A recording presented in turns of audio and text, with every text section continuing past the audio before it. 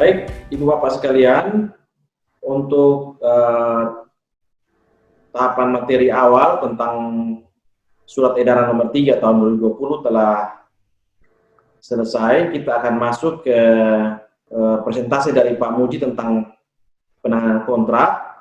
Saya persilahkan Pak Muji untuk menyampaikan. Saya izin Bapak saya share materi yang tentang ini Bapak.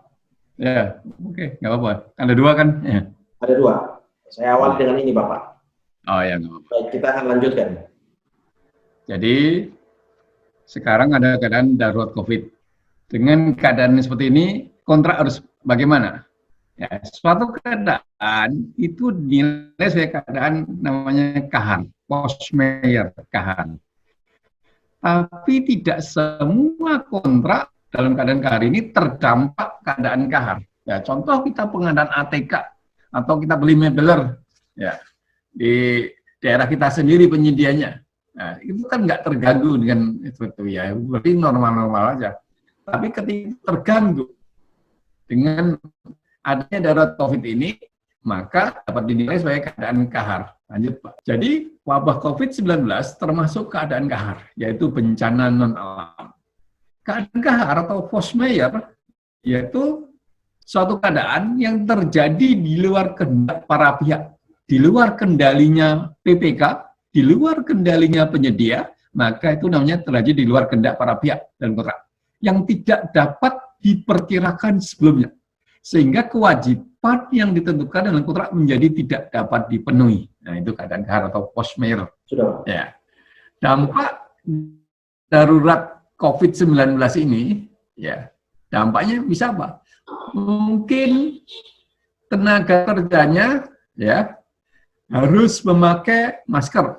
Tenaga kerjanya harus diperiksa suhunya 3 kali. Ya. Mungkin juga tenaga kerjanya bisa terdampak. Ya. Maka tenaga kerja perlu dikarantina. Dengan kondisi seperti ini, Pak, ya, karena perhubungan agak dibatasi, bisa juga pasokan barang terlambat datang, akan terlambat datang. Atau mungkin barangnya tidak diproduksi lagi. Dengan demikian bisa dilakukan perubahan spesifikasi. Ya. Berikutnya, ya, menjadi merah darah kita. Ya. Red zona. Ya, maka lokasi kerja bisa ditutup. Nah, seperti itulah dampak ketika darurat seperti ini. Apa yang harus dilakukan? PPK atau penyedia memberitahukan tentang terjadinya keadaan KAHAR paling lambat 14 hari sejak ya terjadi keadaan KAHAR secara tertulis. Jadi kalau penyedia merasa ini tadi ada karantina, ada tadi pembatasan mobilisasi dan sebagainya, dia bisa menyampaikan secara tertulis pada PPK. PPK kalau ada seperti ini, tolong ini dinilai sebagai keadaan KAHAR karena kerjaan saya nanti akan terlambat atau tidak selesai. Demikian juga dari sisi PPK. Oh, ternyata ada keputusan dari kepala daerah, harus PSBB, sehingga semua pekerjaan harus terhenti. Maka PPK beri juga secara tertulis kepada penyedia, tolong dihentikan sementara atau permanen. Semua yang kita lakukan ini didokumentasikan. Ya. Nanti supaya jelas kalau ada masalah atau ada klaim, itulah dokumentasi tadi yang bisa berbicara, bisa menjawab terhadap permasalahan yang akan muncul gitu ya. Jadi kalau dokumen kita lengkap, ya dokumen itu yang akan bicara daripada mulut kita yang berbicara gitu ya. Jadi dokumen yang berbicara. Jadi kalau ada keadaan KAHAR, apa alternatifnya? Ya pekerjaan terus dilanjutkan. Tadi pengadaan ATK, pengadaan mobiler dan sebagainya terus dilanjutkan tanpa ada pengaruhnya apa-apa. Bisa juga pekerjaan terus dilanjutkan. Contohnya konstruksi. Penyedia harus memakai masker, penyedia harus dicek suhunya 3 kali, pagi, siang, sore. Ya kalau perlu pakai alat, menambah alat pelindung diri dan sebagainya. Ya. Yang kedua, kontrak dihentikan. Ya dihentikan aja lah karena semua orang tidak boleh keluar, tidak boleh kerja. Maka kontrak dihentikan, nanti dilanjutkan ketika situasi sudah membaik. Atau kontrak dihentikan secara permanen. Ya sudahlah, dihentikan saja, apalagi dananya nggak ada. Cukuplah sampai pekerjaan pondasi saja. Itu pilihan tindakan ya. Jadi tadi kalau pilihannya kontrak diteruskan, PPK berikan perintah tertulis pada penyedia untuk meneruskan pekerjaan. Nah, jadi kan ada tadi penyampaian dari penyedia. Penyedia, ini keadaan kahar, meja kursi nggak bisa saya kerjakan. Nah, mereka beritahu, meja kursi tidak ada pengaruhnya dengan keadaan PSBB seperti ini. Ya, diteruskan aja. Atau ketika dilanjutkan tadi, perlu menambah masker, alat pelindung diri, perlu tes suhu dan sebagainya. Ya, kalau itu belum termasuk dalam keselamatan kerja, dalam item keselamatan kerja, maka penyedia berhak untuk mendapat penggantian biaya. Tolong dong saya ditambah biayanya karena ini item-itemnya melebihi kontrak awal, maka bisa ditambah biayanya. Ini Pak ya, terhadap item-item baru. Jangan dimaknai pekerjaan yang item-item yang ada, harga mahal, kita tambah harganya. Bukan, itu belum ada aturannya. Ya. Namanya eskalasi. Jadi yang eskalasi sampai saat ini untuk kontrak tahun tunggal belum ada aturannya. Yang boleh adalah penambahan item-item baru boleh menambah nilai kontrak. Tapi item-item lama yang harganya naik belum ada referensi atau aturannya. Ya. Kalaulah itu ada penggantian biaya, ini agar ditulis dalam perubahan kontrak yang kita kenal namanya addendum kontrak. Kalau dihentikan sementara, ya, pekerjaan dihentikan sementara, nanti kan kalau situasi sudah baik, maka dilakukan perubahan kontrak yang kita kenal namanya addendum kontrak. Jadi addendum tadi menjelaskan apa? Mengenai jangka waktu penghentian sementara. Dijelaskan hak dan tanggung jawab para penyedia selama penghentian sementara. Ya, siapa nanti yang menjaga pekerjaan dan sebagainya. Ya. Jangka waktu perpanjangan penyelesaian pekerjaan sekurang-kurangnya sama dengan jangka waktu penghentian sementara. Ya, kalau hari ini dihentikan misalkan 60 hari, nah bisa ditambahkan 60 hari. Bahkan kalau melewati tahun anggaran juga bisa. Berikutnya diperpanjang juga jaminan pelaksanaan. Karena kontrak masih hidup kan dihentikan sementara, maka diperpanjang jaminan pelaksanaan. Kalau dihentikan secara permanen, nah ini nggak bisa dilanjut lagi, kebutuhannya nggak mendesak, juga nggak ada, ya udah dilakukan penghentian permanen.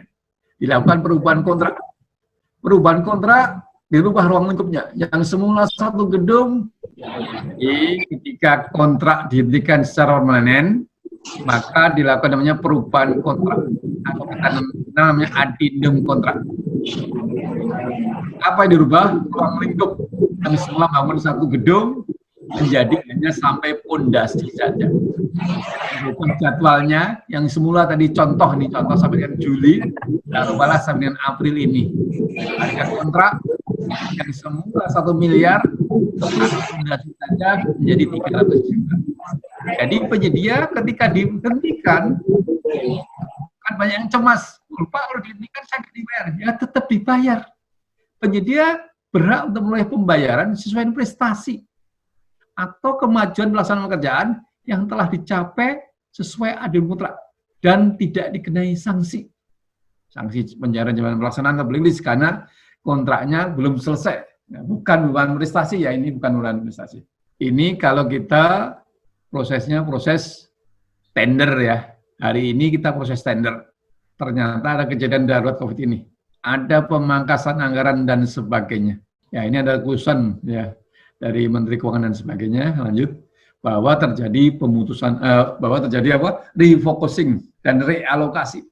Anggaran-anggaran akan diambil semuanya dan hasil dari penyesuaian anggaran digunakan untuk 3 hal tadi apa? Kesehatan, jaring pengaman sosial sama ketahanan industri usaha kecil. Nah, untuk pengadaan beras dan sebagainya kan berarti anggaran kita akan berkurang. Dengan kondisi seperti itu, maka pengguna anggaran, kuasa pengguna anggaran mengidentifikasi paket-paket pengadaan yang terdampak kebijakan pemerintah. Kemudian memerintahkan kepada PPK atau unit kerja pengadaan jasa atau pekerja pemilihan untuk menghentikan proses pengadaan. Jadi proses tendernya dihentikan. Ya. Dan juga diiringi dengan proses perubahan DPA dengan perubahan RUP-nya. Jadi ketika tahapannya masih tahapan pemilihan, Ya, tahapan tender. Kepala UKPPJ menyampaikan penghentian proses pengadaan kepada PPK-nya dan kepada Pokja Pemilihan. Selanjutnya, Pokja Pemilihan memproses penghentian pengadaan barang jasa melalui tender, ya, menu tender di aplikasi, dan seleksi dinyatakan gagal. Membuat berita acara penghentian tender atau seleksi. Melaporkan penghentian tender seleksi kepada kepala UKPPJ. Ada berapa yang tendernya dibatalkan gitu ya. Tahap tanda tangan kontrak. Ya, jika prosesnya sudah penetapan menang, bahkan PPK-nya sudah menentukan SPBJ. Jika SPBJ sudah terbit, tapi belum tanda tangan kontrak, PPK menyampaikan adanya kebijakan pemerintah terhadap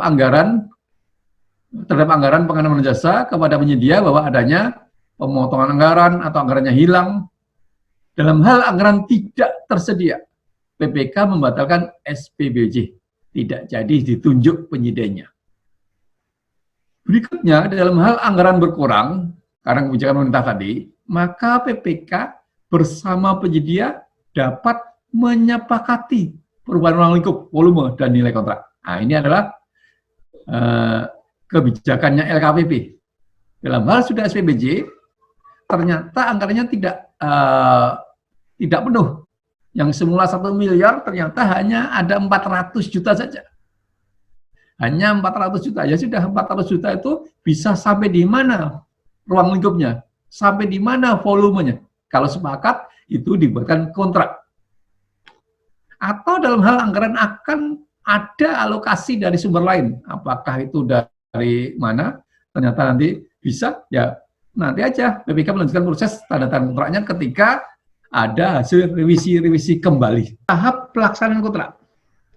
Jika kontrak sudah ditandatangani, ya, jika kontrak sudah ditandatangani, PPK menyampaikan adanya kondisi kahar.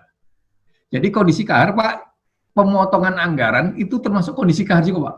Anggarannya dipotong, anggarannya nggak ada, ya itu kondisi kahar, force majeure, di luar kendalinya PPK, di luar kendalinya penyedia. Ya itu adanya pemotongan anggaran. Termasuk COVID ini adalah kondisi kahar bencana non alam. Ya, pemotongan anggaran ketika tidak ada bencana, ya namanya bencana keuangannya ya, bencana anggaran. PPK menyatakan penghentian kontrak. PPK dan penyedia melakukan tindak lanjut penghentian kontrak, ya dibuatkan sesuai ketentuan dalam syarat-syarat umum kontrak dan syarat-syarat khusus kontrak. Nah, demikian yang saya sampaikan. Oke, bisa dilanjutkan dengan tanya jawab kembali, Pak Ron, silakan. Baik, terima kasih Bapak.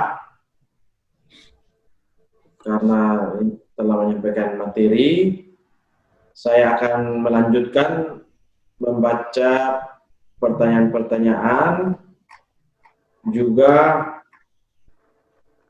banyak yang sudah angkat tangan. Nanti saya akan berikan kesempatan kepada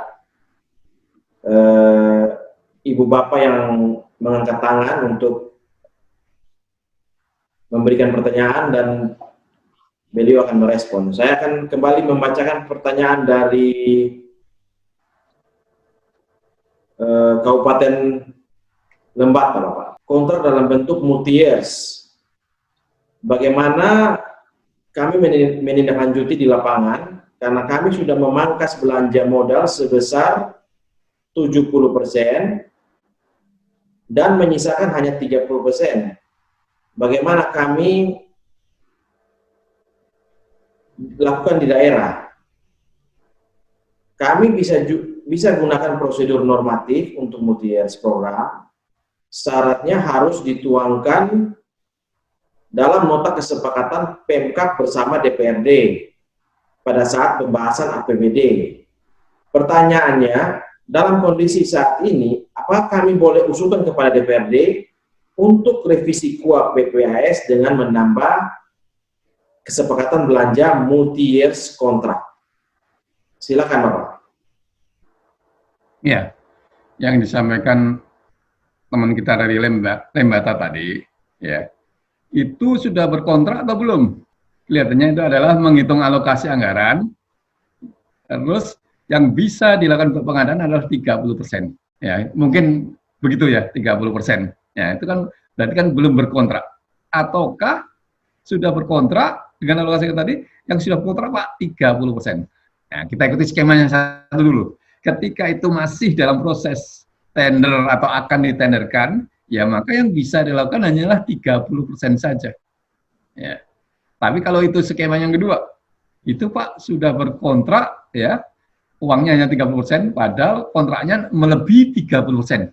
Ya, maka seperti itu Pak, bisa dibuat Pak kontraknya, ya nanti dibuat kontrak baru lagi untuk tahun 2021-nya ya. Ya, seperti itu ya.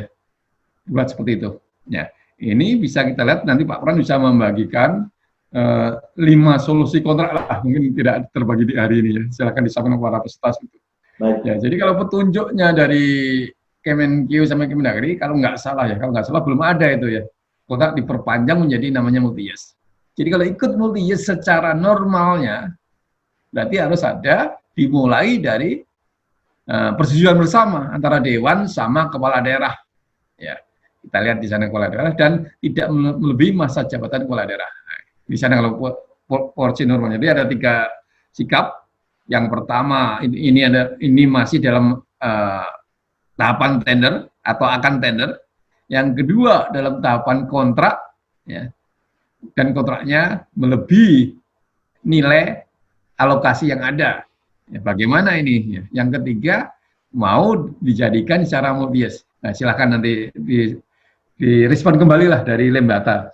Bagaimana sebenarnya clear-nya, masih? Baik.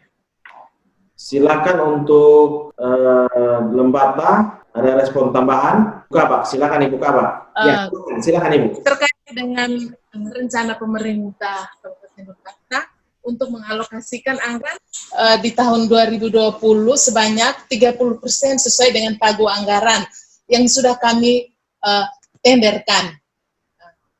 Karena kenyataan sekarang kami sudah tender dengan pagu anggaran yang ada, tetapi karena untuk penanganan darurat COVID, sehingga bidang kami adalah untuk tahun anggaran ini kami alokasikan hanya 30%.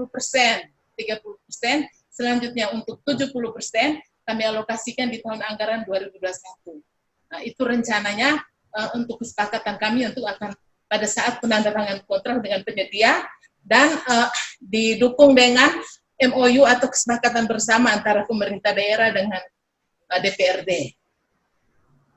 Hal ini kami lakukan karena kami mendapat arahan dari Kementerian Keuangan bahwa kami bisa melakukan dengan penyedia, mengajak penyedia untuk membicarakan tindak lanjut dari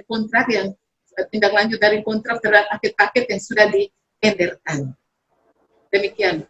Kalau saya memperhatikan pidato Bu Menteri tadi, jadi Bu Menteri itu memberitahu kalau yang sudah berkontrak, ternyata anggarannya menjadi nggak ada, ya kita bicarakan baik-baik agar kontraknya diperpanjang dan sebagainya. Jadi yang sudah berkontrak. Jadi yang berikutnya, Ibu tadi punya lah anggaran, ternyata hanya 30% aja tahun ini. Hanya bisa 30%-nya. Terus ada lagi 70%, mau kita adakan tahun ini. Dengan multi-years dan sebagainya. Ya silakan saja dilakukan. Tapi menurut saya, apakah ini prioritas? Penting. Ketika ini tidak prioritas penting dan sebagainya, ya mungkin nggak usahlah dimulti-yearskan, udahlah dilaksanakan nanti di tahun 2021. Nah, itu maksudnya di sana.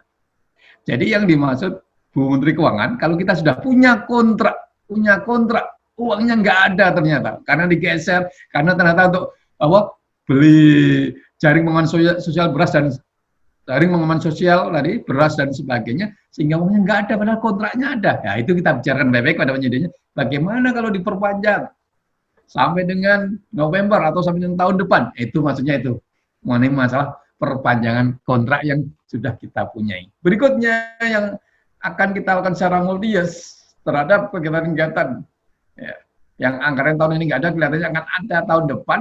Ya itu sebenarnya pakai proses normal saja. Proses normal namanya proses multi-years. Ya, harus dimulai dari tujuan Dewan dengan Kepala Daerah, dengan masa jabatan, batasan masa jabatan Kepala Daerah dan sebagainya. Ketika ke sana pilihannya, jadi pertanyaan, oh ini kok berniat sekali mau melakukan multi-years seperti itu. Ada apa? Alasannya? Ya ini logika, apakah proyeknya itu penting? prioritas dan sebagainya. Nah, di sana mungkin ada kajian-kajian teknisnya seperti itu. Mungkin itu pendapat saya. Atau ada yang mengoreksi, mohon silakan. Baik, terima kasih Bapak. Mungkin dari Ibu Kabak silakan. Masih ada yang kurang kurang dipahami, silakan ditambahkan. Jadi dengan demikian yang saya setelah mendengar penjelasan dari Pak Muji, saya berkesimpulan bahwa seandainya kondisi saat ini yang sudah kami lelang, yang sudah kami tenderkan, berarti kami harus membuat kajian dulu apakah kami harus menggunakan multi years atau tetap menggunakan dengan tahun tunggal, begitu ya Pak? Harus membuat kajian dulu. Apabila pekerjaan itu memang tidak terlalu mendesak, kami harus tetapkan kepada kebijakan untuk melaksanakan tahun tunggal, begitu ya Pak? Ya, kalau melihat slide-nya LKWP tadi, ketika masih tender, ya, belum SPBJ, ternyata anggarannya hilang, ya berarti tendernya dibatalkan. Ketika sudah SPBJ, anggarannya berkurang ya, maka bisa dilakukan menjadi kontrak dengan ruang lingkupnya berkurang. Berubah. Berarti Yang ketiga, kami buat adendum begitu. Ya, belum kontrak, ya dikurangi, ya. Kurangi aja ruang lingkupnya. Dikurang ya. Ya. Yang ketiga sudah SPBJ, ya. Jadi ukurannya SPBJ. Jika SPBJ sudah terbit, tapi belum tanda tangan kontrak, ya maka ya dibatalkan. PPK membatalkan SPBJ karena anggarannya tidak ada sama sekali. Yang kedua, anggarannya ada tapi kurang. Dalam hal anggaran berkurang. Karena akibat tadi pemotongan anggaran dan sebagainya. Maka bisa dilanjuti dengan berkontrak dengan merubah ruang lingkup atau volumenya. Yang berikutnya, dalam hal anggaran akan dialokasikan ya, dari nanti perubahan anggaran ataupun nanti diskemakan dengan multi-years. Ya, maka tanda tangannya ketika ada anggarannya nanti. Ya, begitu Bu. Jadi yang proses-proses standar ini belum bisa kecuali kalau sudah SPBJ. Oke, gimana? Baik Pak, terima kasih. Baik Pak, ya. Terima kasih. Sementara gitu dulu, direnungkan dulu lah. Iya Pak. Oke. Baik, pertanyaan dari Pak Victor, PPK pada Dinas Kesehatan Provinsi NTT.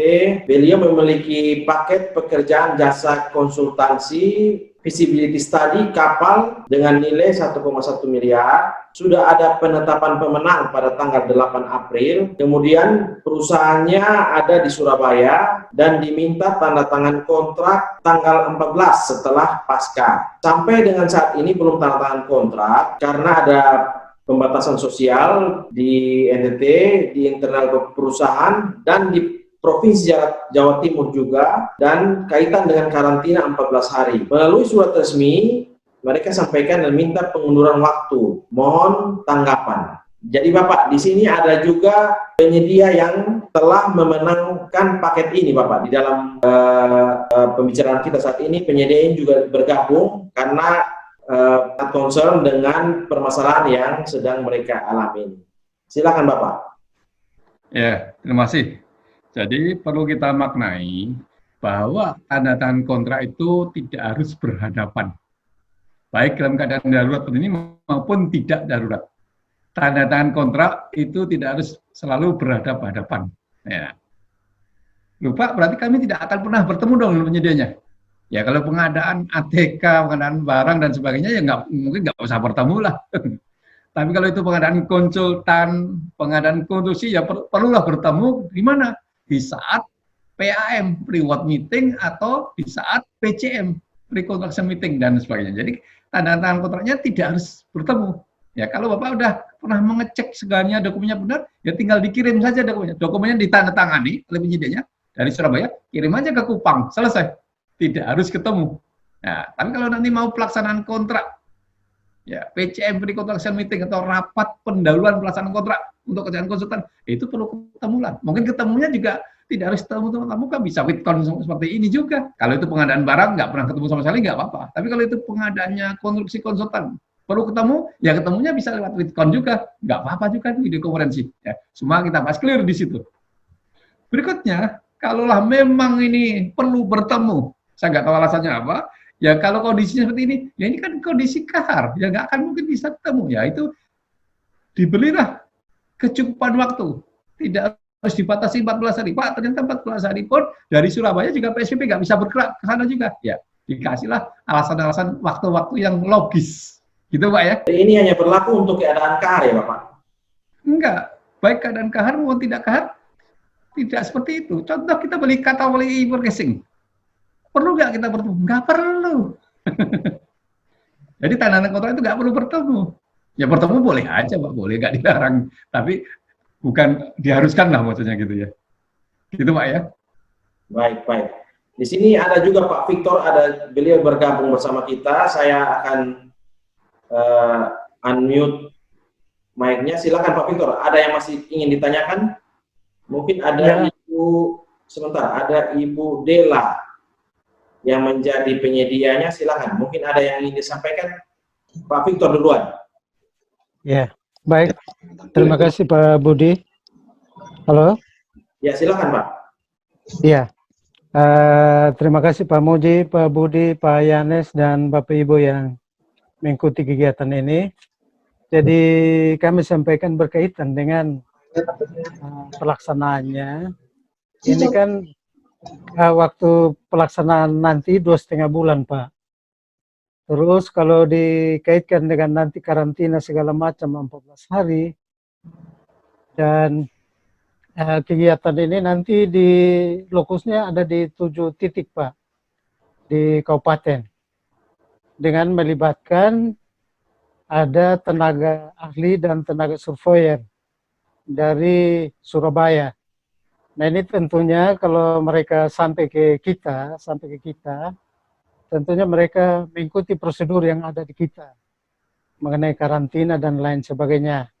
Nah ini akan menyita waktu, kalau sesuai dengan kontrak 2,5 bulan, berarti ini sudah menyita waktu juga. Dan ini kami sampaikan juga bahwa tenaga surveyor dan tenaga ahli akan ke Kupang. Nah ini kaitannya dengan masalah COVID-19.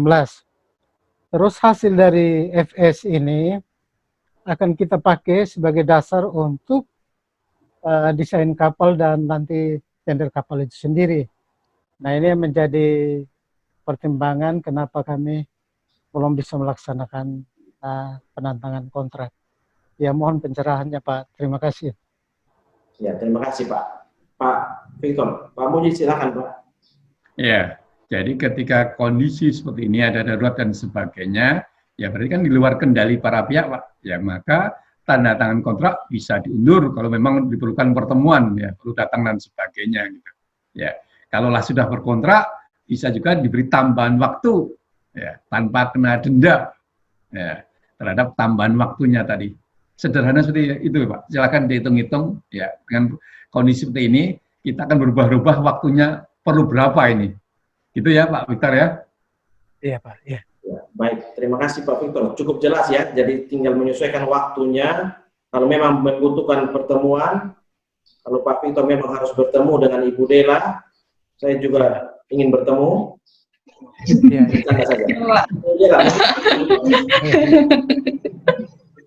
Ya Pak, terima kasih Pak. Terima kasih Pak atas penjelasan sebelumnya. Sebelumnya kami sudah pernah mengajukan juga untuk surat permohonan penandatangan secara online karena berkenaan dengan pandemi ini. Kemudian juga masalah untuk waktu mulai kontraknya juga kami juga sebenarnya mengusulkan untuk adanya pengunduran waktunya juga karena juga situasi masih seperti ini gitu Pak. Jadi kalau jika kami sih menurut kebijakan di sana aja Pak, apabila tetap kontraknya dijalankan tanggal 14, tanggal 27 kemarin, tapi ya resikonya kita memang tetap harus ada adendum Pak, karena nggak mungkin pekerjaan ini diselesaikan dalam waktu 2,5 bulan itu. Adendumnya itu berkenaan dengan penambahan waktunya gitu. Tapi kalau misalnya bisa tanda tangannya itu diundur, juga kami bersedia. Jadi kami istilahnya menyesuaikan aja sesuai dengan kebijakan yang di sana, Pak. Terima kasih. Pertanyaan yang dimasukkan dalam chat, Bapak, ini dari Pak Emmanuel Seran, Kabupaten Malaka. Pengadaan mobil 13 unit secara e-purchasing, akhir kontrak 10 Mei. Penyedia sudah mengajukan permohonan serah terima pada tanggal 28 April, tetapi petunjuk dari KPA bahwa pemeriksaan dan serah terima dilakukan setelah ancaman COVID-19 berakhir. Sedangkan penyedia mendesak agar segera serah terima dan diproses pembayarannya, karena penyedia sangat membutuhkan uang. Penyedia menganjurkan agar pemeriksaan dilakukan di lokasi penyedia dan mobil dititipkan di gudang penyedia sampai COVID ini berakhir, baru serah terima ke PPK. Pertanyaan yang pertama, apakah bisa pemeriksaan dilakukan di lokasi penyedia dan mobil dititip di gudang penyedia sampai dengan COVID-19 berakhir? Bagaimana administrasinya? Yang kedua, apabila serah terima setelah COVID berakhir dan melewati masa kontrak 10 Mei, apakah dibuat adendum kontrak ataukah surat permohonan serah terima dari penyedia bisa menjadi dasar untuk tidak dikenakan denda? Silakan Bapak. Ya, saya nggak tahu nih penyedianya ada di mana nih, di Surabaya mungkin ya. Bentar, saya aktifkan Pak Riki sebentar. Ya, Pak Riki, penyedianya di mana Pak? Penyedia di Atambua, ya. Oh, Atambua. Kilo, ya. Sekitar 60-an kilo. Ya. 60 kilo dari Malaka ya? Ya, ya. Nah, saya di Amerika ini sekarang, jadi saya kurang tahu. Kenapa nggak langsung serah terima Pak? Kan satu lokasi ini, apalagi tempat Bapak 0 ini yang kena COVID ini. Apa masalahnya kok jadi lambat ini? Masalahnya karena setelah pemeriksaan itu kan didistribusikan langsung ke pengguna kendaraan, dan menurut petunjuk dari KPA bahwa apabila didistribusikan itu menciptakan kerumunan. Jadi menurut petunjuknya itu setelah COVID ini berakhir baru bisa distribusikan. Jadi mau serah terima dari penyedia kepada PPK itu dilaksanakan setelah COVID ini berakhir. Ya. Itu yang masuk bagi PPK ya. Ini kan mobilnya sudah ada Pak, ya diterima aja secara protokol COVID, tidak boleh berkerumun ya, jarak 2 meter gitu lah orangnya gitu.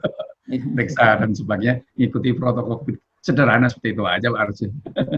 Sayang barangnya sudah ada, tidak diterima-terima ya. Bisa segera dimanfaatkan gitu Pak ya. Menurut saya begitu. Tapi seandainya dilakukan nanti tidak seperti itu, ternyata sudah serah terima, tetap disimpan di gudang penyedia, ya dibuatin Pak adendum kontraknya. Ya, kalau Bapak setuju berarti kan tidak kena denda dia. Ya Bapak tinggal tambah aja waktunya gitu Pak. Ya. Ya. Tapi sayang aja kalau barang ada kok disimpan di sana. Ya, gunakan aja. Silakan. Ya. Ya, jelas ya. Ya. Jelas ya Pak. Ya. Oke. Jelas Pak Riki? Jelas. Ya. Hari ini juga Pak serah terima sudah, supaya bisa bayar sudah proses itu. Ya. Siap. Terima kasih Bapak. Selanjutnya pertanyaan dari Ibu Novita. Ibu Novita ini kayaknya penyedia ya. Oh tidak, ini PPK. PPK dari Rumah Sakit Umum, Ibu Novita Kasim. Jadi pertanyaan beliau adalah, bagaimana langkah atau tindakan PPK dalam melakukan pengadaan APD dan Alkes COVID-19 yang sudah ada rincian biaya dalam RAP, sedangkan harga pasar yang tidak stabil. Bagaimana dengan waktu pelaksanaan untuk pengadaan Alkes COVID yang mana alatnya inden, karena dikhawatirkan barang masuk setelah pandemi? Ini pertanyaan yang bagus sekali. Silakan Bapak. Ya, bagaimana langkah tindakan mereka dalam proses pengadaan APD yang sudah ada rincian biaya dalam RAB. RAB siapa? RAB PPK atau RAB penyedia? Ya, dengan harga yang pasaran tidak stabil. Ya, sebenarnya RAB tadi hanya sebagai alat bantu aja bahwa kita punya anggaran sekian. Ya, nanti penyedia tinggal menyampaikan barang dan harganya nanti dihitung. Ya, ini perlu saya klarifikasi kepada Bu Novita nih. RAB siapa nih? RAB-nya PPK atau RAB-nya penyedia? Jadi intinya tidak membuat APS, kita minta spek dan volume akan dikirim, kalau dikirim nanti terima, kita buat perhitungan, diperiksa, setelah itu dibuatkan kontrak dan di sana menyantumkan harga kontrak supaya bisa dibayar seperti itu. Kebenaran harga tanggung jawabnya penyedia, gitu ya. Terus berikutnya, bagaimana waktu pelaksanaan untuk alat kesehatan, alat kedokteran COVID-19 ini, yang alatnya inden. Ya, ini akan dicermati Pak Ibu, pengadaan untuk darurat adalah pengadaan untuk masa darurat ini, untuk menghadapi COVID. Bukan pengadaan alat kesehatan yang bukan untuk COVID, kita adakan juga dalam masa ini. Ketika masa itu ya diproses seperti biasa saja. Ya, jadi ini perlu dicermati. Ini alat untuk menghadapi darurat COVID atau bukan? Ketika itu menghadapi darurat COVID, berarti dia harus datang dalam masa darurat ini. Kalau dia terlambat, itu masalah nanti. Sama seperti kita mengadakan ruang isolasi. Ternyata nggak ada yang pernah memakai. Ya nggak apa-apa. Itu kan. Niatnya adalah dalam rangka darurat ini. Kita membuat ruang isolasi 10 ruang.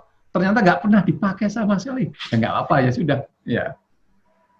Jadi ini pertanyaan pertama, RAB tadi, RAB-nya siapa? Yang kedua, ini alat dalam rangka menghadapi COVID atau tidak? Silakan. Silakan dulu mengkonfirmasi pertanyaan Pak Muji tentang ini RAB siapa? RAB dari penyedia atau RAB di dalam DPA? RAB itu yang dikeluarkan oleh bagian perencanaan, anggaran dan perencanaan. Oh, itu berarti RAB dan rangka buat dokumen anggaran. Oh, kamu punya alokasi anggaran sekian lah. Kan anggarannya RAB 700 juta. Ketika Ibu beli barang, ya Ibu barangnya tahunya harganya sekitar 700 juta. Saya memesan ini berapa harganya? 700 juta ya. Udah tanggung jawab kamu. Nah, gitu. Jadi tidak masalah ada RAB. Penyedia kita melakukan dua hal tadi. Dengan membuat apa? Cost plus free atau dengan harga yang apple to apple tadi, yang setara tadi. Nah, gitu. Tapi tanggung jawab barat tetap di penyedia. Jadi RAB kita tadi dalam rangka RAB untuk mengetahui punya anggaran berapa kita ya, gitu ya. Yang berikutnya Bu, alat kedokteran COVID ini dari pesan inden. Iya. Terus nanti datang setelah masa COVID. Ya sangat mungkin. Kita berharap datang dalam masa COVID, ternyata ada gangguan perhubungan dan sebagainya, datang di luar COVID, ya nggak apa-apa juga. Ya. Kalau memang tujuannya itu sudah dilakukan identifikasi untuk kebutuhan penanganan COVID. Ya. Dan diharapkan datangnya harus setelah masa COVID ini. Ya.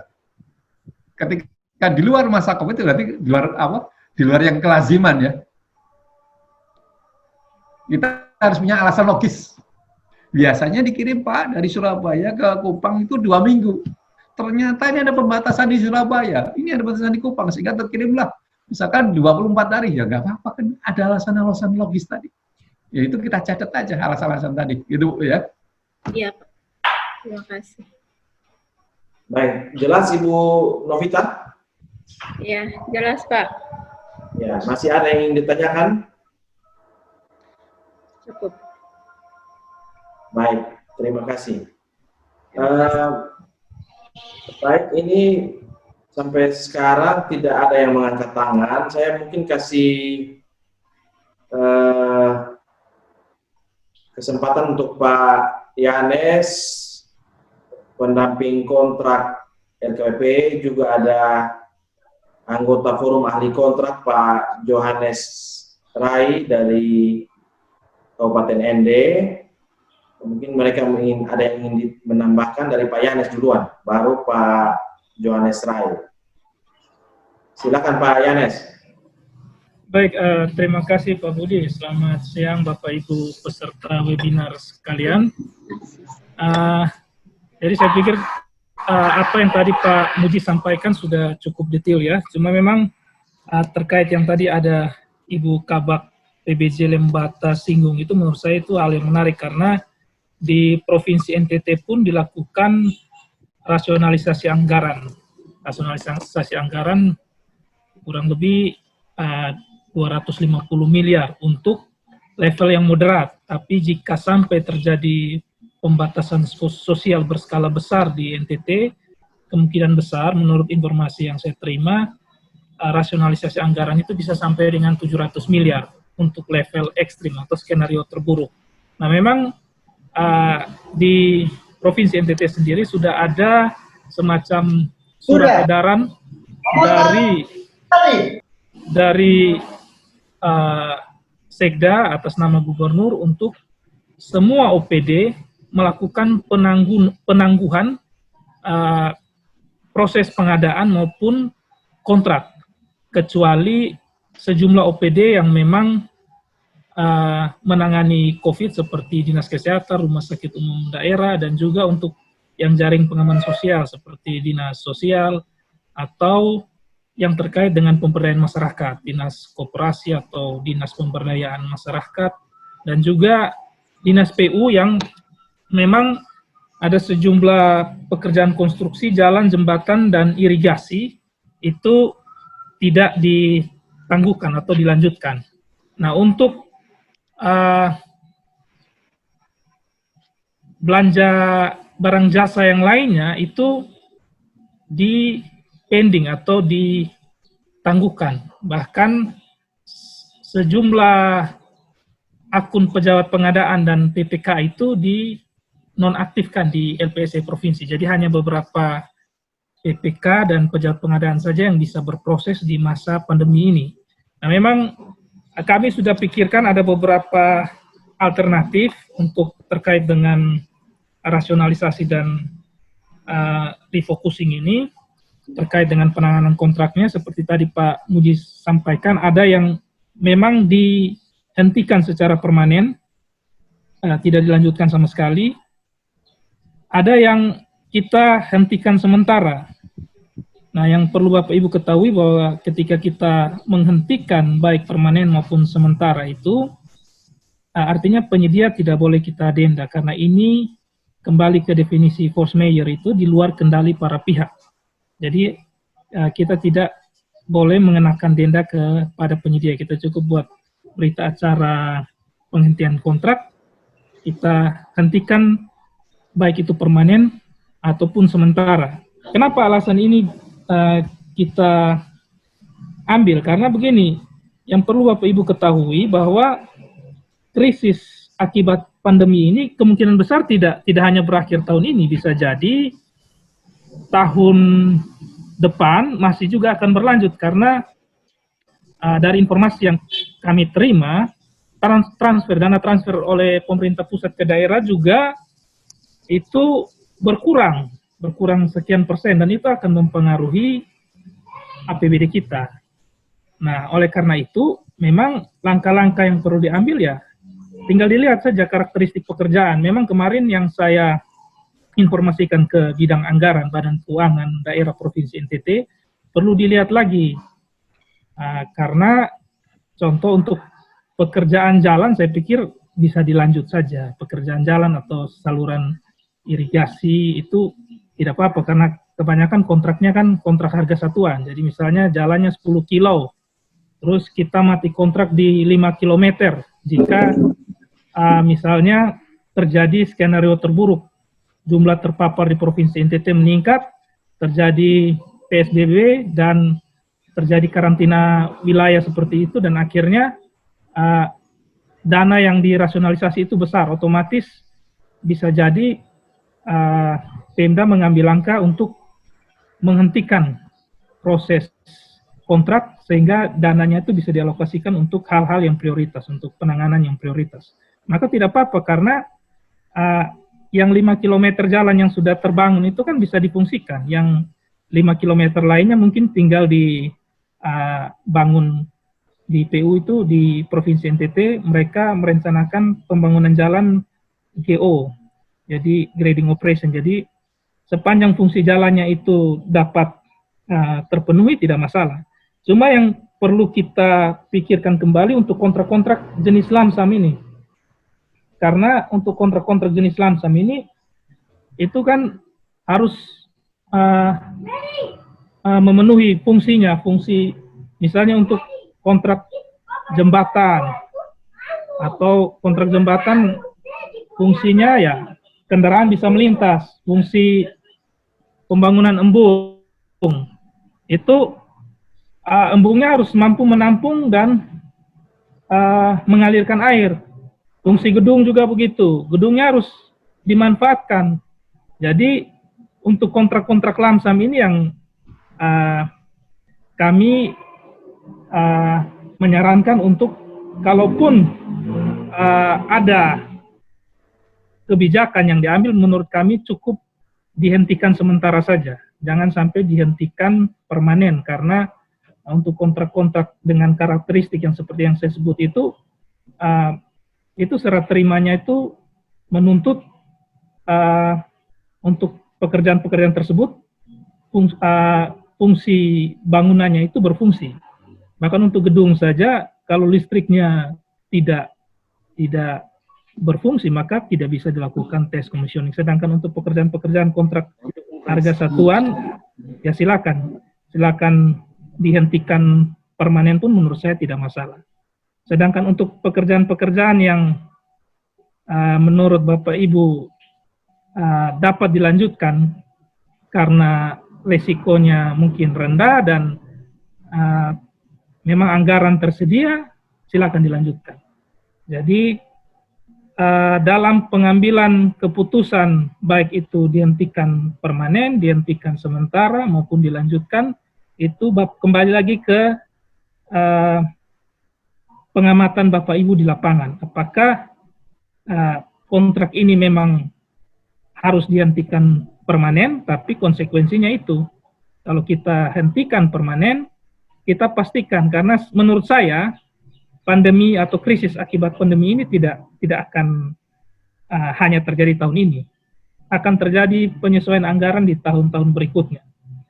Atau misalnya untuk kontrak perencanaan misalnya, perencanaan itu juga kan ada masa kadaluarsanya. Jadi kalau misalnya tahun ini fisiknya kita drop saja, kita fokus ke kontrak perencanaannya, maka sebaiknya kita minta ke penyedianya, kamu buat baseline untuk harga estimate engineermu untuk tahun ini dan proyeksi 3 tahun ke depan seperti apa, tahun N+1, N+2.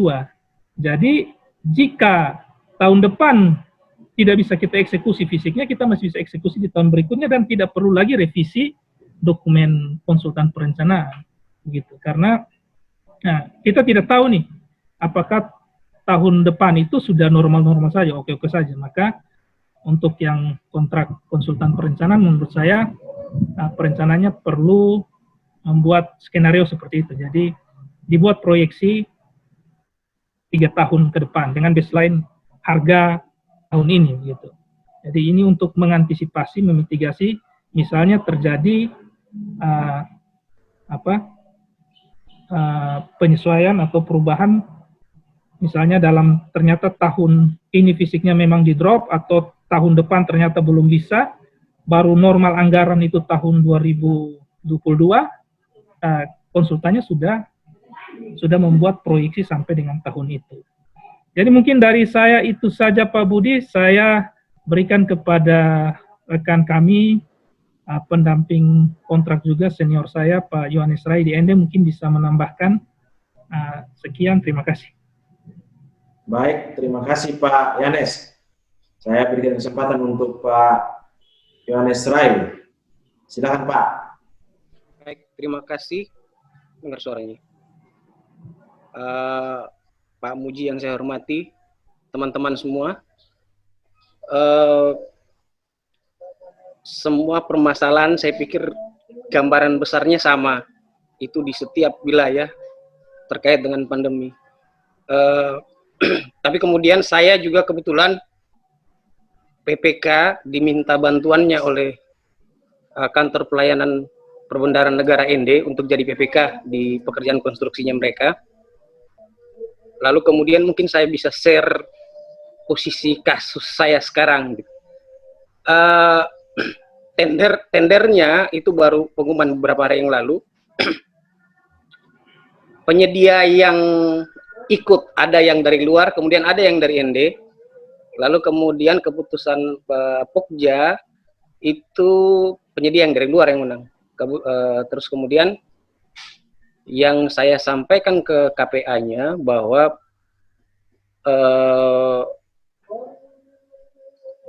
kalau ini tetap dilanjutkan, berarti nanti saya harus rapat persiapan penunjukannya, karena saya harus memastikan bahwa penyedianya nanti bisa, ketika saya terbitkan SPPJ, penyedianya bisa bekerja, dan itu nanti online kita rapat persiapan PBJ-nya.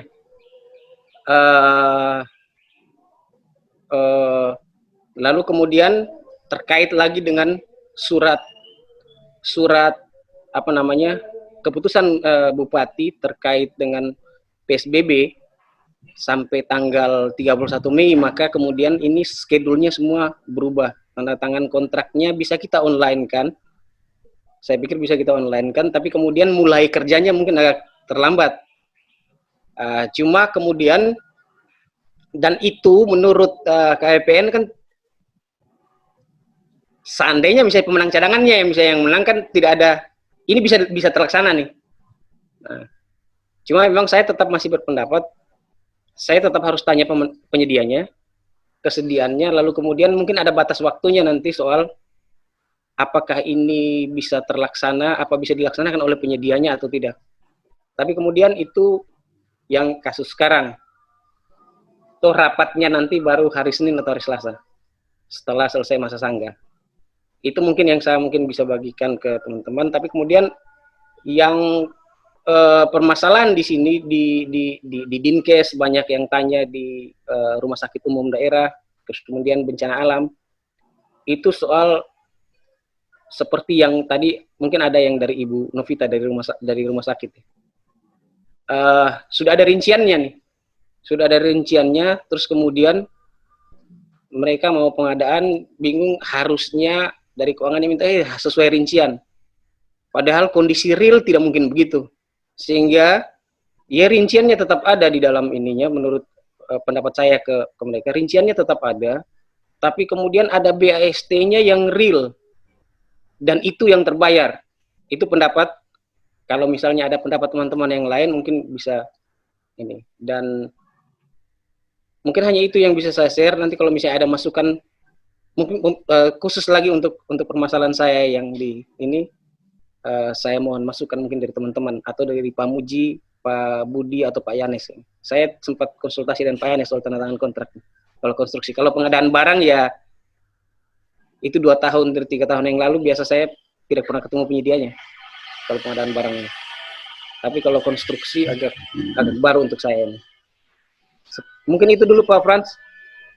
Baik, terima kasih Pak Johannes. Beberapa wawasan dan mungkin butuh masukan sedikit. Saya persilahkan untuk kembali ke Pak Muji untuk memberikan masukan. Terima kasih Pak Johannes. Silakan Pak Muji. Oh, ya, masih. Pak Muji izin saya tambahkan sedikit. Oh ya, silakan. Silakan Pak Johannes. Silakan Pak Johannes dulu. Jadi memang izin ya. Jadi tadi memang sempat juga ditanyakan oleh Ibu Kabak atau Pak Riki ya, saya lupa. Dan juga ini memang sempat dikonsultasikan juga oleh Pak Joy terkait dengan perlu tidaknya penyedia berhadapan-hadapan langsung. Tadi saya pikir Pak Muji juga sudah singgung, cuma mungkin saya hanya menegaskan saja bahwa memang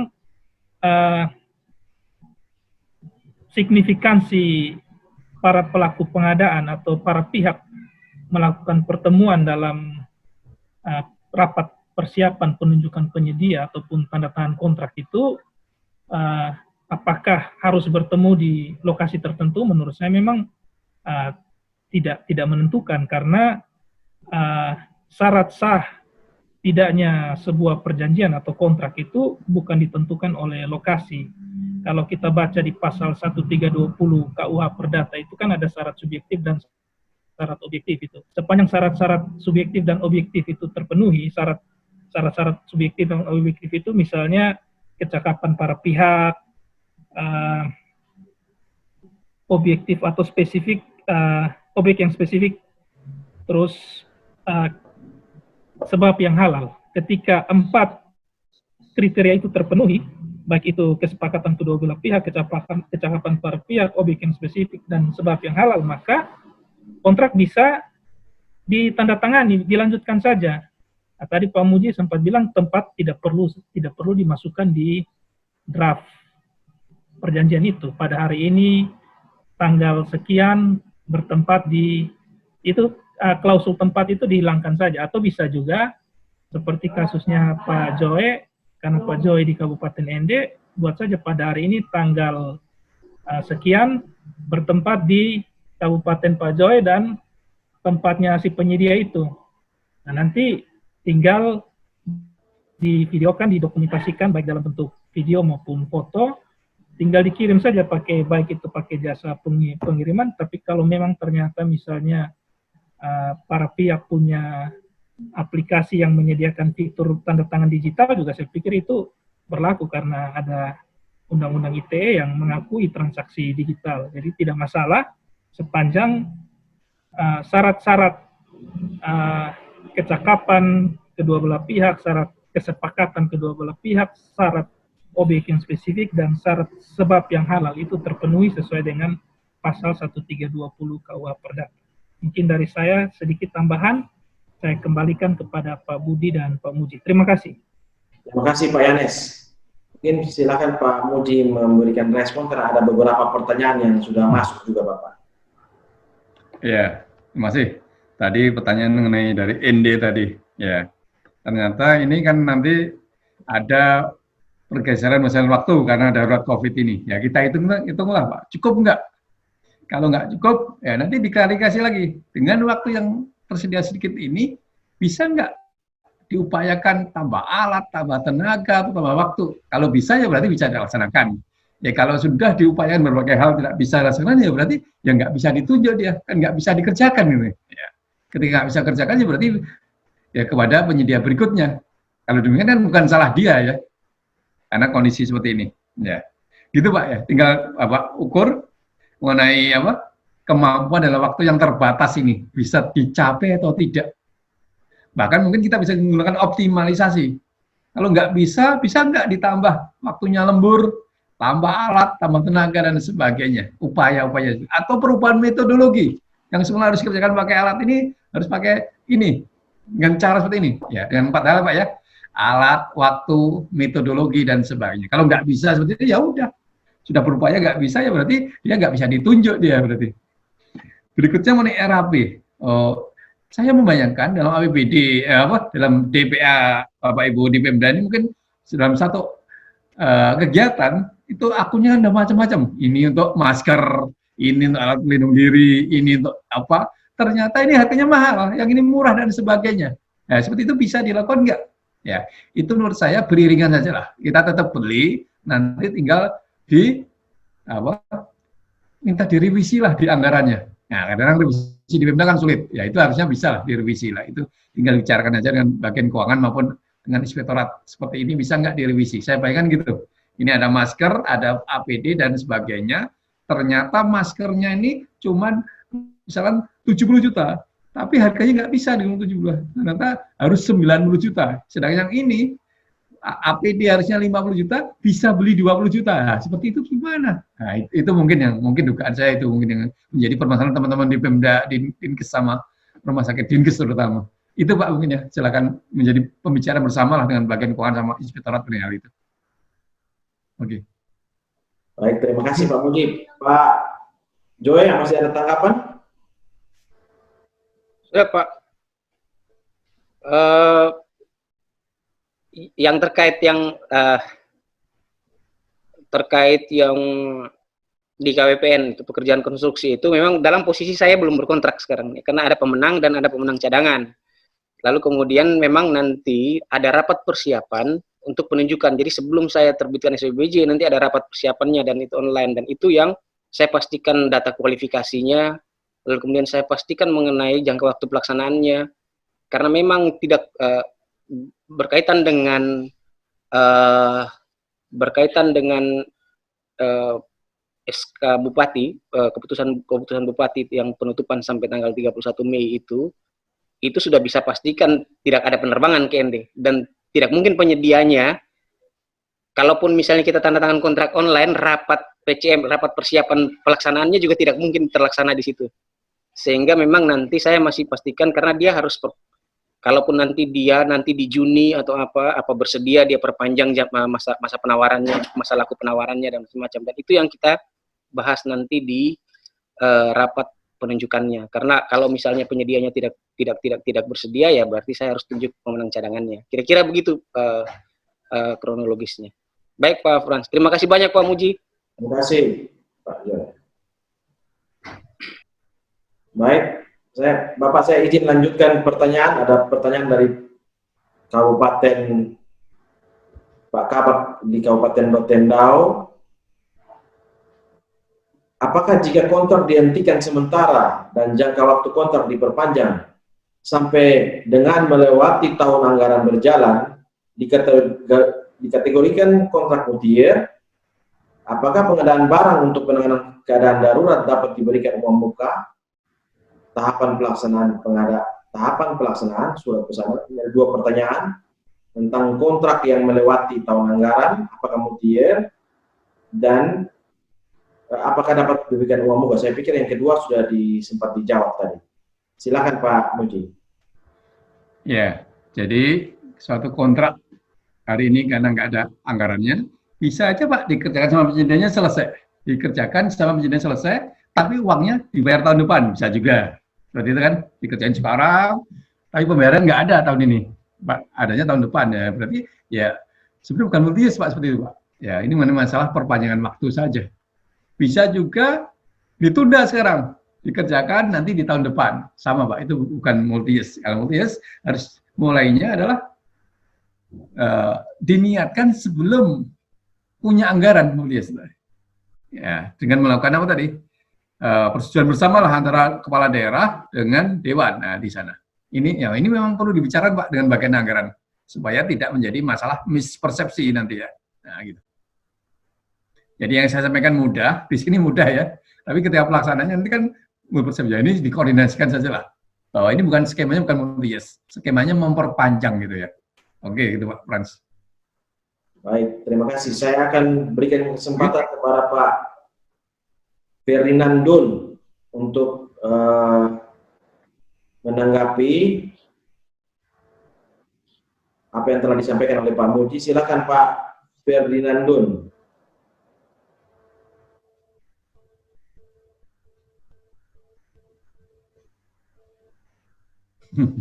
Sudah istirahat mungkin. Oh, beliau ada Pak. Silakan Pak Ferdi. Tunjukkan wajah.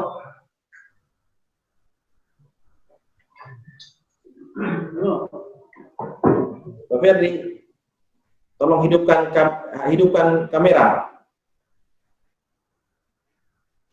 Ada Ibu Dela ingin melihat wajah Bapak. Halo? Ya, silakan Bapak. Baik, terima kasih. Jadi dari penjelasan di atas dapat saya pahami,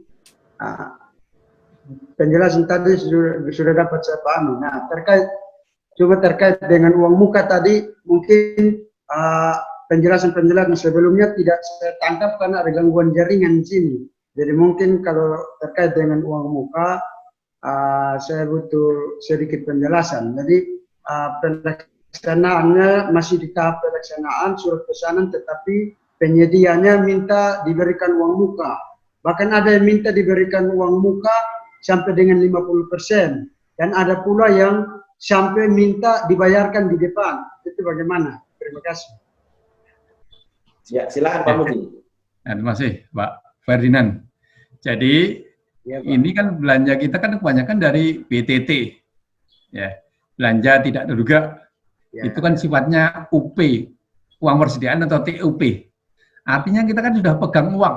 Ya kalau penyedia minta, kirim aja hari ini, saya bayar hari ini juga. Nah, seperti itu. Itu kalau penyedia setempat, kalau penyedia dari luar daerah kan agak kesulitan. Jadi kalau yang untuk Pemda itu belum ada aturannya, Pak. Ya. Kalau menurut saya, kalau minta uang muka, bisa nggak penyedianya memberi juga jaminan? Kamu berilah jaminan dari asuransi dan sebagainya. Mungkin juga sulit ketika awal memproses seperti keadaan seperti ini. Mungkin juga mudah. Ya, kita minta jaminan, Pak. Ya, itu pun mungkin juga nggak bisa dibuat. Ya, cari aja, Pak, penyedia yang tidak minta jaminan. Kalau untuk APBN ya hari ini dibuka. Penyedia minta 50%, minta 100% pun boleh.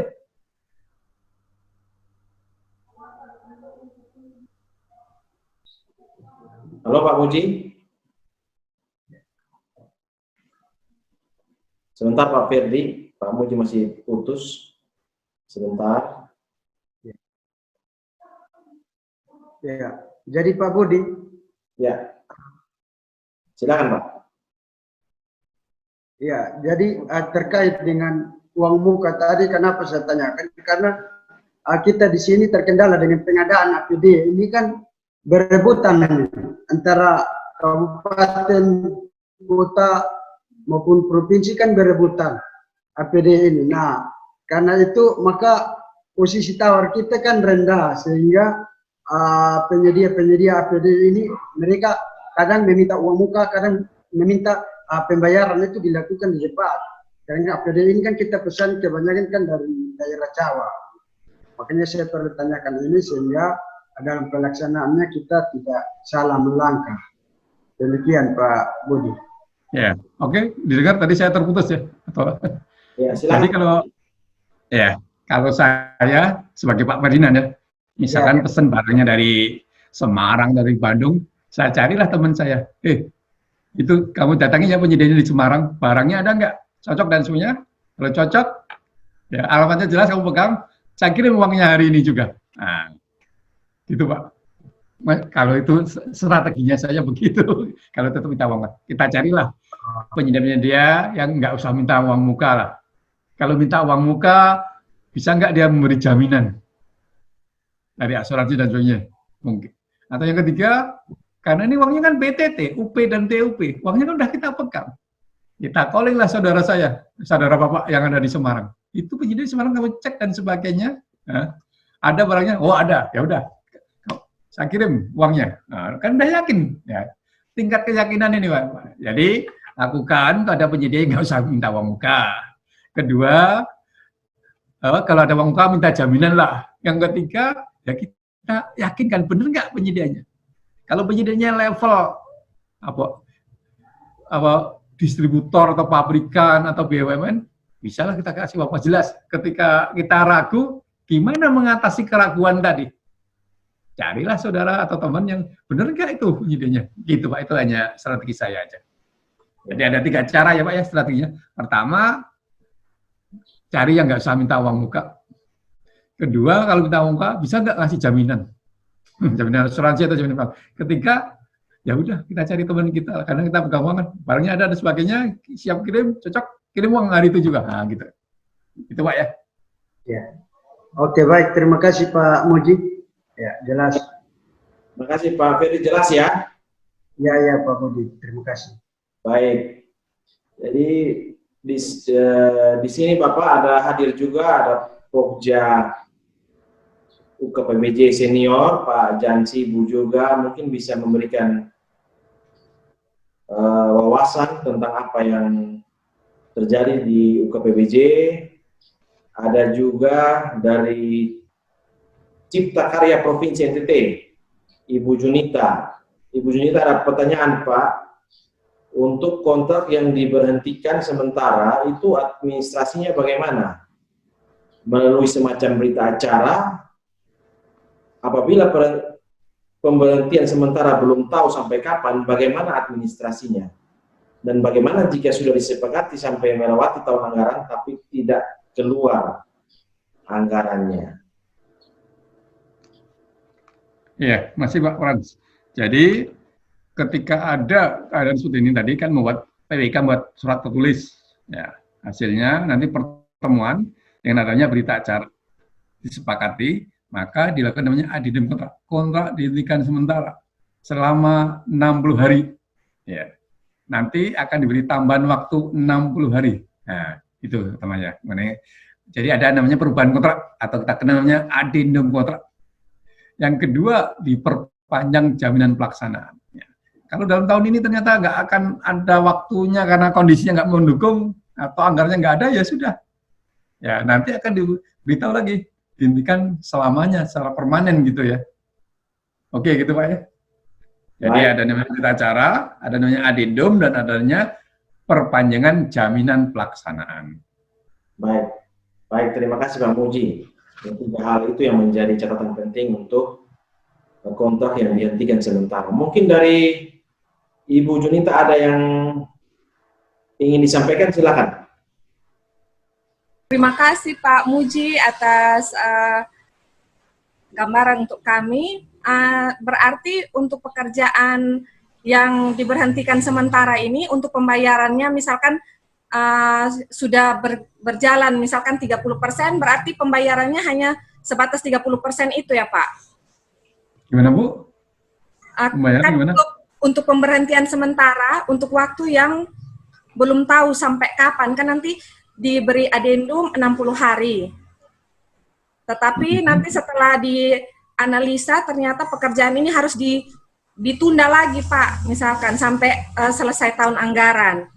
Terus akhirnya setelah melewati tahun anggaran, tetapi anggarannya tidak keluar dan kita harus melakukan pemutusan kontrak misalkan. Berarti pembayaran untuk paket pekerjaan ini untuk progres pekerjaan yang sudah dikerjakan saja ya Pak? Iya, inilah ibaratnya. Iya. Ketika kita hentikan sementara, prestasi dia 30%. Iya. 30%. Ya, ternyata uang kita adanya 20%. Ya, kita bisa bayar 20%. Kita janji yang 10% nanti. Nantilah setelah 60 hari atau tahun depan. Ya. Ternyata kita perpanjang 60 hari nggak mendukung juga situasinya. Maka kita beri kesempatan sampai tahun depan. Ya, sampai tahun depan ini bukan hukum tertulis ya. Ini pendapat banyak orang, termasuk pendapat saya. Ya bisalah sampai tahun depan gitu, memberi kesempatannya. Jadi kalau Ibu cari aturan tertulisnya nggak ada. Jadi sampai tahun depan. Ternyata tahun depan nggak ada. Nggak ada anggarannya, nggak punya anggarannya, misalkan gitu. Ya sudah, dia tetap harus dibayar dong yang tadi kurangnya 10%. Gitu. Jadi penyedia jangan sampai tidak dibayar. Ini sifatnya Bu, bukan pemutusan kontrak, sifatnya adalah penghentian kontrak. Kalau pemutusan kontrak, kita maknai penyedia itu kena sanksi. Dicairkan jaminan pelaksanaan, di blacklist, dan sebagainya. Ini kita maknai sebagai penghentian kontrak. Kontrak berhenti, penyedia tidak kena sanksi. Ya. Prestasi penyedia harus dibayar. Walaupun tidak 100% ya kan? Gitu tadi ya. Ternyata hanya baru sampai 30% prestasinya. Nah gitu. Masih. Ada lagi yang saya mau tanya, yang addendum 60 hari itu dasarnya apa Pak? Bukannya 50 hari ya Pak? Dasarnya adalah situasi. Oh, dari kata Pak Pran, iya. Ini situasinya ini akan 70 hari, kasih aja 70 hari. Jadi bukan masalah 50 hari Bu, ini situasinya. Kalau situasinya 105 hari, ya 105 hari. Ya. Oke. Baik Pak, terima kasih. Pak Budi, terima kasih. Terima kasih Ibu Junita, saya mute kembali. Terima kasih Pak Muji atas jawabannya. Sini ada Pak Jans. Apakah Bapak ingin memberikan suatu wawasan dari tahapan pemilihan? Saya berikan Pak Jans.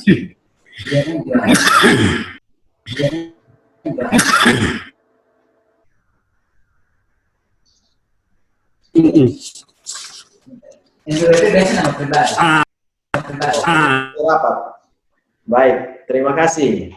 Terima kasih Pak Muji. Masih adakah yang ingin menyampaikan pertanyaan. Saya lihat di daftar pertanyaan sudah selesai semua. Mungkin Ibu Bapak ada yang masih menanyakan. Pak Renol Uran dari Perbatasan Indonesia. Bapak mungkin ada yang ingin disampaikan, Pak Renol? Sebentar, saya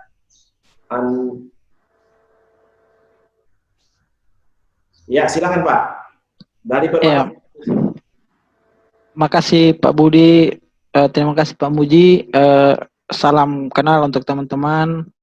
Dari perbatasan belum Pak Budi, saya menyimak saja dari tadi, mendengar berbagai macam pengetahuan yang sangat berguna untuk kami di perbatasan. Untuk sementara belum Pak Budi. Saya menyimak saja dulu, mencatat hal-hal yang penting yang mungkin berguna untuk kami di sini. Ya. Baik, terima kasih Pak Renol. Baik, mungkin masih ada beberapa penyedia jasa di sini juga. Mungkin ada mau menambahkan. Ibu Dela, mungkin ada yang mau ditambahkan, Ibu Dela? Sudah Bapak, cukup. Terima kasih banyak. Terima kasih. Ada Pak Budi Lawalu. Mungkin ada yang mau ditambahkan, silakan. Kalau tidak ada, maka saya berikan kesempatan kepada Pak Muji. Setelah itu kita akan menutup acara kita pada siang hari ini. Silakan Pak Muji. Ya, terima kasih Pak Frans. Ya, yang berarti Bapak Ibu peserta webinar hari ini. Ya, saya mohon maaf yang saya sampaikan mungkin ya masih banyak kurang dan sebagainya. Yang memang kita hari ini harus banyak belajar membaca aturan. Aturan belum tamat dibaca, sudah datang lagi aturan berikutnya lagi. Jadi kita bisa pusingnya. Ya salah nggak apa-apa lah. Yang penting jangan ada keserakahannya. Keserakahannya. Nah, ada apa? Intervensi negatif. Jangan ada kolusi, jangan terima fee dan sebagainya. Apa yang kita lakukan tadi harus kita selalu perbaruilah aspek awal legalnya, peraturannya. Yang kedua, kita harus memperbarui juga aspek logis. Aspek logis bisa kita perkuat dengan kita banyak diskusi dengan berbagai komunitas. Yang ketiga, apa yang kita lakukan lengkap dokumennya, lengkap. Ya, lengkap dokumennya. Ya. Nanti kalau ditanya, dokumen ini akan membantu menjelaskan kepada kita. Ya. Walaupun mungkin kadang-kadang nggak cocok. Ini surat pesanan, harusnya kan surat pesanan lagi kok dirubah menjadi dokumen kontrak, ya nggak apa-apa. Asal lengkap dan sebagainya, mudah-mudahan itu akan menjelaskan lah bahwa kita punya niat-niat baik. Jadi kita harus mempunyai responsif untuk keadaan kondisi seperti ini agar bertindak cepat, ya, tepat, tidak ada fee dan sebagainya. Ya, kalau ada lebih-lebih bayar, ya penyedia nanti yang akan diminta untuk mengembalikan. Ya, kita sampaikan ada para penyedia, tolong Anda perhatikan nanti agar kalau ada lebih bayar dan sebagainya, Anda akan diminta untuk mengembalikan. Ya, nggak usah takut, ini hanya masalah proses pengembalian kerugian negara dan sebagainya, sepanjang tidak ada perbuatan korupsi. Terima kasih kepada Pak Frans, Pak Yanes, dan teman-teman yang lain atas saya diundang dalam forum ini. Mohon maaf kalau ada salah kata, salah sikap, dan sebagainya. Terima kasih. Wassalam. Baik, terima kasih banyak Pak Muji atas waktu yang diberikan untuk kami di NTT. Kami sangat bersyukur untuk bisa mengenal Bapak juga dan bisa mendapatkan pengetahuan dari Bapak. Jadi baik, Ibu Bapak sekalian, kita akan segera mengakhiri acara ini. Kami dari Forum Ahli Kontrak Pengadaan Barang Jasa Pemerintah Indonesia Perwakilan NTT mengucapkan terima kasih. Sampai ketemu di webinar berikutnya. Mungkin Pak Yanes.